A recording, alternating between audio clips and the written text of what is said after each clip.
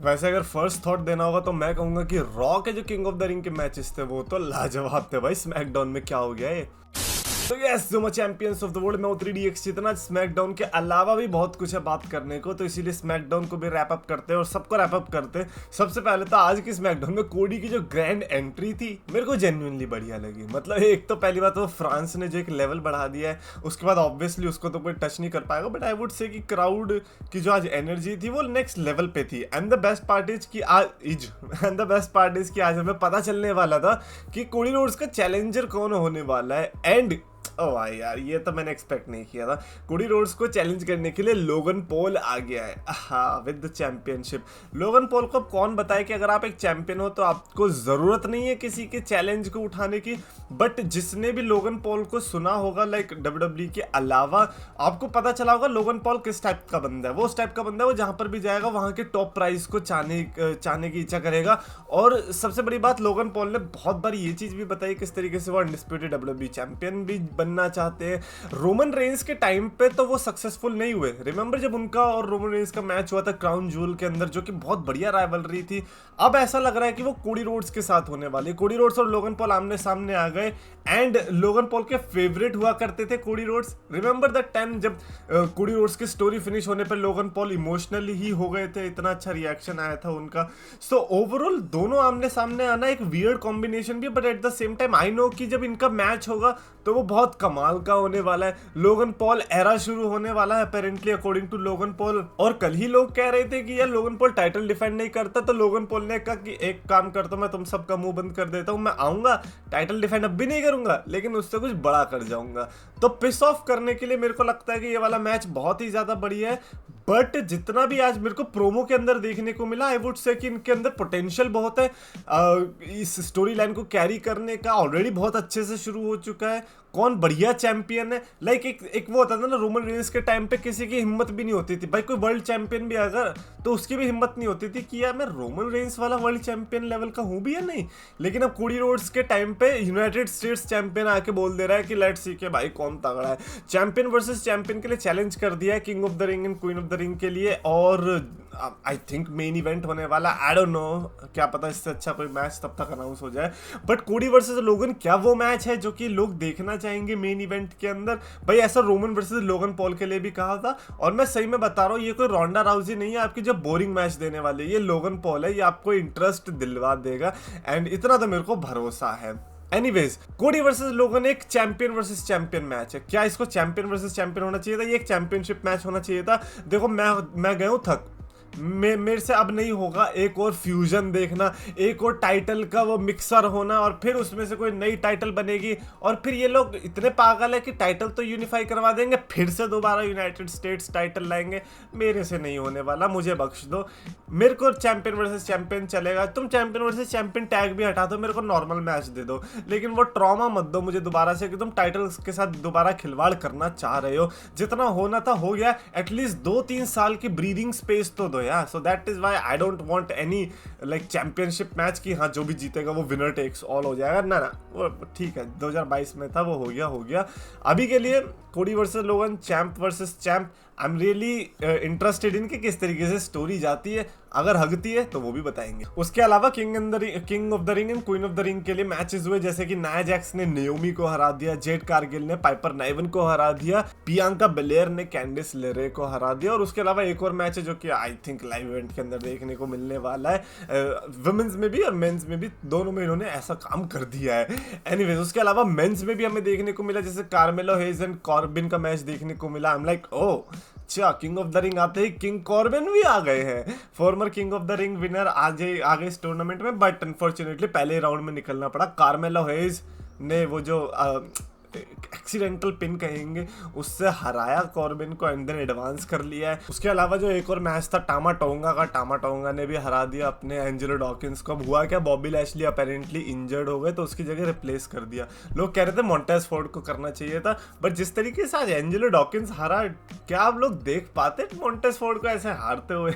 Like just because आपको लगता है कि मैच अच्छा जाएगा, डू यू थिंक कि सिर्फ मैच अच्छा जाने की प्रोबेबिलिटी पे किसी एक सुपरस्टार को तबाह करना जरूरी है? एंजेलो डॉकिंस जो कि अभी तक बढ़ा नहीं है उसको हम सैक्रिफाइस कर सकते हैं, बट मॉन्टेस फोर्ड पे तो मेहनत हुई है भाई, तो वो तो हम रिस्क नहीं ले सकते थे। बट टामा टोंगा के थीम सॉन्ग की बात करें तो यार बड़ा अच्छा थीम सॉन्ग बना दिया डेफ रेबल भाई। डेफ रेबल वही बंदे जो कि किसी भी सुपरस्टार का थीम सॉन्ग अच्छा बनाने की कसम खा ही नहीं सकते, क्योंकि उनसे होगा ही नहीं अनलेस आप ब्लड लाइन के अंदर है। आज टामा टोंगा का थीम सॉन्ग सुन के ऐसा लगा नहीं भाई ये तो कोई और है, लेकिन फिर मेरे को ये भी पता चला अच्छा ये तो ब्लड लाइन का मेंबर है ना, तो इसका तो थीम सॉन्ग अच्छा बनेगा ही। For some reason Def Rebel के पास, Def Rebel by the way वो है जो थीम सॉन्ग बनाते हैं डब्ल्यूडब्ल्यू के, ये ब्लड लाइन के इतने फेवरेट्स है कि ये ब्लड लाइन के लिए ही थीम सॉन्ग अच्छे बनाते हैं। आज तो मेरे को अच्छा लगा, आई डोंट नो कि जैसे जैसे टाइम चलता जाएगा वैसे कैसा लगेगा, क्योंकि ऐसे काफी थीम सॉन्ग थे जो कि मुझे शुरू में बुरे लगते थे, बट जैसे जैसे चलता गया उसका एक छोटा सा जो कोरस टाइप होता था या जितना भी वो लेयर्स होती थी वो दिमाग में जब बैठ जाते हैं तो पूरा थीम सॉन्ग अच्छा लगने लगता है। जैसे कि लोगन पॉल के थीम सॉन्ग के साथ मेरे साथ ऐसा हुआ, वो स्टार्टिंग में मेरे को थोड़ा अजीब सा लगता था, बट नाउ ऐसा लगा कि भाई हाँ यार ये अलग तो है थीम सॉन्ग। अब ये वाला सेगमेंट मेरे को दोबारा से रिकॉर्ड करना पड़ रहा है क्योंकि इस सेगमेंट के दौरान पता नहीं वीडियो में क्या ग्लिच हो गया था, बट एनीवेज इसको ऑडियो ओनली मोड में ही रखना पड़ रहा है।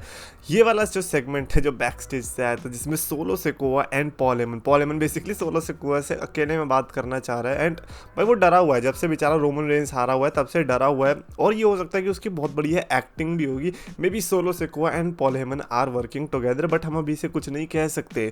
पॉल हेमन ने जो कंसर्न जताया उसके ऊपर सोलो सिकोआ ने भी कह दिया देख भाई तू टेंशन वेंशन मत ले, तेरे को लेने की जरूरत ही नहीं, क्योंकि रोमन रेंस से तूने तो बात नहीं की होगी लेकिन मैंने की है। उसने बोला है कि अब से मैं हूँ यहाँ का incharge and you are my vice man. और वहाँ पे पॉल हेमन का जो रिएक्शन था ना वो देखने लायक था, वो जेन्युइन था, और वहाँ से पता चल रहा था कि may be obviously may be क्या यार सोलो सिकोआ इज डेफिनेटली झूठ बोल रहा है। भाई सोलो सिकोआ से बड़ा झूठड़ कोई नहीं है, उसके रिएक्शन से ही पता चल रहा था, जैसे वो टामा टोंगा को देख रहा था जब पॉल हेमन को गले लगाया। तो ये जो रोमन रेंस की एब्सेंस में जो ये स्टोरी लाइन कंटिन्यू हो रही है रोमन रेंस के लिए ही, ये पता है किसका नतीजा है? ये रोमन रेंस की जो 4 साल की हार्ड वर्क है उसका नतीजा है कि उसने ऐसा एम्पायर क्रिएट कर दिया कि लिटरली मैं कह रहा हूँ कि अभी वो 1 साल के अंदर भी नहीं आता ना तो ये स्टोरी लाइन कंटिन्यू तो होगी, रोमन रेंस का पे ऑफ तो होगा अलग, लेकिन उसके साथ साथ 5-6 एक नए स्टार्स जो बिल्ड हो जाएंगे वो अलग। अब सोचो टामा टोंगा टांगा लोवा ऐसी आके खेल रहे होते तो उनको कोई नहीं सीरियसली लेता, लेकिन ये ब्लड लाइन की स्टोरी लाइन में जो इन्वॉल्व हुए ना भाई इनकी किस्मत है भाई कि इनका थोड़ा बहुत कनेक्शन है। उसके अलावा हमें एक और मैच देखने को मिला था, obviously Randy Orton versus AJ Styles का मेन इवेंट। रैंडी एंड एजे के मैचेस तो हमेशा बैंगर हुए और आज भी बैंगर ही था। लाइक मैं कहूँगा कि मज़ा आ गया देख के। एजे स्टाइल्स का तो लगता ही नहीं कि भाई इतनी एज हो चुकी है, और रैंडी ओटन ने यहाँ पर मैच तो जीता, बट मैं कहूँगा कि एजे स्टाइल्स बेचारा इकलौता ऐसा बैड गाय है, जब बैड गाइज जीत रहे होते हैं, मतलब आपके एरा में बैड गाइज जीत रहे, तो आप इकलौते ऐसे बैड गाय बनते हो जिसके साथ अनलकी चीज़ें होती है और विक्ट्री तो आपके हाथ में आती नहीं है। बट रैंडी ओटन के फैंस के लिए भी गुड न्यूज़ होनी चाहिए, बिकॉज रैंडी ओटन भी कितने टाइम से हार ही रहा है, मतलब ऐसे जीतते हुए देखने को मिलता नहीं, स्पेशली पेपर व्यूज में तो नहीं जीता है। तो क्या पता किंग ऑफ द रिंग वो जगह है जहां पर हमें किंग वाइपर देखने को मिले। बट ये किंग ऑफ द रिंग की प्रिडिक्शन भी बहुत तगड़ी होने वाली है, क्योंकि इस बार का लग रहा है किंग ऑफ द रिंग बड़ा सीरियस होगा, क्योंकि इस बार का किंग ऑफ द रिंग खुद किंग के अंडर होने वाला है। किंग यानी कि triple H, the king of Kings. And उसके अलावा तो शिंस्के नाकामुरा का प्रोमो था, एंड मेरे को एक और जो चीज़ बढ़िया लगी लाइक वो था टामा टोंगा के मैच के टाइम पे, जब मैच खत्म हो गया उसके बाद जब सोलो सिकोआ टांगा लोआ टामा टोंगा सब आते हैं और ऐसे फिंगर कर रहे होते हैं एक्नॉलेज करते हुए, तो सोलो सिकोआ देखता पीछे पॉल हेमन को, तो पॉल हेमन कर तो रहा हूँ ये देखो ये रही मेरी उंगली। भाई वो क्लिप मेरे को बहुत बढ़िया लगी, मैं कह रहा भाई मजा आ गया देख के ये तो।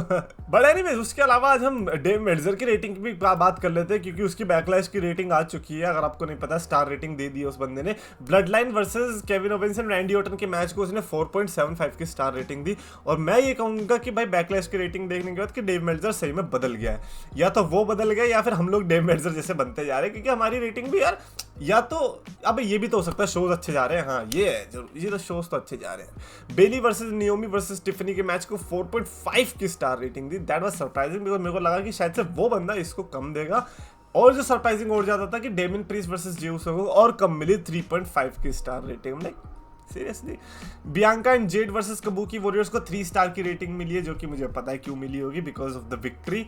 अदरवाइज तो वो मैच तो उतना स्पेशल था नहीं। कोडी वर्सेस एजे स्टाइल्स ऐसा मैच बना जिसने कि हेडलाइंस ग्रैब करी, 5 स्टार्स मिले। और अब पता है क्या होता है, जब भी 5 स्टार मिलते हैं, 5+ स्टार की रेटिंग मिलती है, तो बहुत सारे कंपैरिजंस भी चलते हैं। कोडी वर्सेस एजे को अगर 5 स्टार मिले तो डेव मेल्जर वही बंदा है जिसने 5 स्टार नहीं दिए थे कौन से मैच को, Roman Reigns versus Cody Rhodes के रेसलमेनिया 40 के मेन इवेंट को, उसको उसने नहीं दिए थे 5 स्टार, 4.75 तक ही अटक गया था I guess. So people are saying कि यार क्या ये रोमन वर्सेस कोडी के मैच से बढ़िया था? ऑब्वियसली नहीं। अब किसी भी पैमाने पे ले लो, आप रेसलिंग के मैच में ले लो, आप स्टोरी लाइन तो टॉप करती है किसी भी चीज को।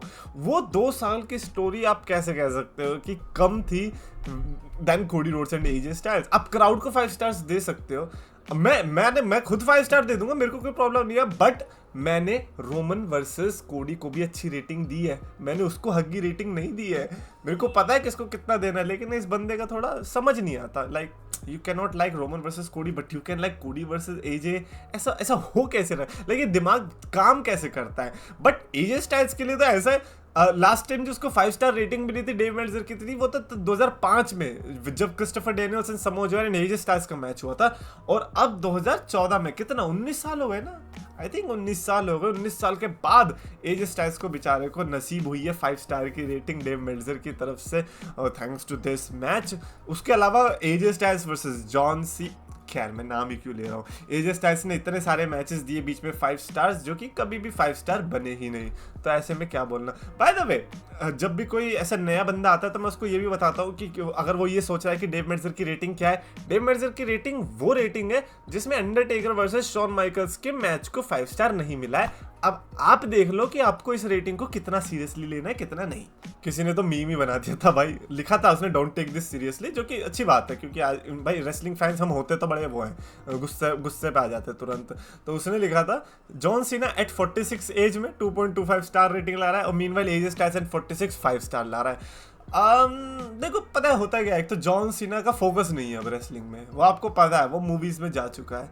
लेकिन एजे स्टाइल्स जो कैरी कर रहा है ना, फिजिक 46 भाई लग नहीं रहा यार। तुम जिस तरीके से लड़ते हो, तुम एक वो तो दो कि हाँ देखो मैं बूढ़ा हो रहा, भाई लगता ही नहीं है। और फिर बंदा इंटरव्यू में बोलता है कि मेरा टाइम आ रहा है धीरे धीरे, अबे कहाँ आ रहा है? इतना उछल के फिनोमिनल फोरआर्म मार रहा है बंदा, भाई तुम लड़ते रहो यार, हम तुम्हारे साथ हैं। एनीवेज, उसके अलावा आज की स्मैकडाउन में आपको नहीं पता होगा तो दी आयरन क्लो नाम की जो मूवी है, आई डोंट नो हो सकता है पता भी हो, बट आयरन क्लो नाम की मूवी HBO के द्वारा जो आ रही है वो उन्होंने एडवर्टाइज की। HBO पर जो मेन रेसलिंग शो है वो WWE नहीं है, ऑल एलीट रेसलिंग है। सो द फैक्ट कि HBO को जो है अपनी रेसलिंग वाली मूवी को प्रमोट करने के लिए मेन रेसलिंग जगह पे आना पड़ा, tells you about all elite wrestling का स्टेटस। और एक बंदा है गेब किड, बुलेट क्लब का मेंबर है, NJPW में काम करता है, तो रिसेंटली उसने एक इंटरव्यू के दौरान ये बताया कि अगर तुम्हें थिएटर पसंद है तो तुम WWE देखो, बिकॉज उधर स्टोरी लाइन वगैरह ये सब होती है। उन्होंने बोला कि अगर तुम्हें रियल स्टफ देखना है तो फिर तुम न्यू जापान प्रो रेसलिंग देखो। ओके भाई, अब तक तो फेयर पॉइंट बोला बंदे ने, ऐसा नहीं है कि कुछ गलत बोला है। लेकिन उसने बोला अगर तुम मोटे नर्ड हो और तुम लड़कियों से बात नहीं कर सकते, तुम जाके ऑल एलीट रेसलिंग देखो। अगर जिंदगी में सच बोलने पर लाइक बैंक अकाउंट डबल होता ना, तो इस बंदे का आज बैंक अकाउंट 10x हो चुका होता। भाई ये तो बहुत सच बोल दिया, स्पेशली ऑल एलीट रेसलिंग वाली बात तो बहुत ज्यादा सही बोल दिया। और ऑल एलीट रेसलिंग का तो ऐसा हो गया कि अब जो उसके खुद का रियल हार्डकोर फैन बेस था ना, लाइक JD फ्रॉम NY जो यूट्यूब चैनल है, वो टाइप के बंदे जो कि प्रॉपर WWE को तोड़ देते हैं, लाइक जैसा मैं ऑल एलीट रेसलिंग को तोड़ता हूँ, ऐसे वो बंदे जो WWE को तोड़ देते हैं, वो खुद ऑल एलीट रेसलिंग को क्रिटिसाइज करने लग गए कि भाई तुम क्या स्टोरीज प्रोड्यूस कर रहे हो। उसने लिटरली ऑस्प्रे एंड ब्रायन से ही निकाल दिया कि किस तरीके से उस मैच के अंदर इतना अच्छा ये हुआ था कि डेनियल ब्रायन को पड़ गया, मुंह पड़ गया, और उसके बाद तो वो ऑफ होना चाहिए टीवी से, बट देन रैंडमली वो किसी भी स्टोरी लाइन में आ गया डायनामाइट के अंदर। I am like this is where AEW is going, कि उनका जो खुद का फैन बेस है वो उन पे टर्न हो रहा है। Nice, I like it. Anyways, that is it for this video. Definitely comments में अपने थॉट्स लिखकर बताना regarding any of the situation. साथ साथ मुझे ये लिख के बताओ कोडी वर्सेस लोगन के लिए कौन कौन बहुत ज्यादा एक्साइटेड है, और कल कौन कितना हंसा ये तो बताया ही नहीं। कमेंट्स में लिखो। आपको वीडियो पसंद है तो प्लीज लाइक करो, शेयर करो, चैनल सब्सक्राइब करो।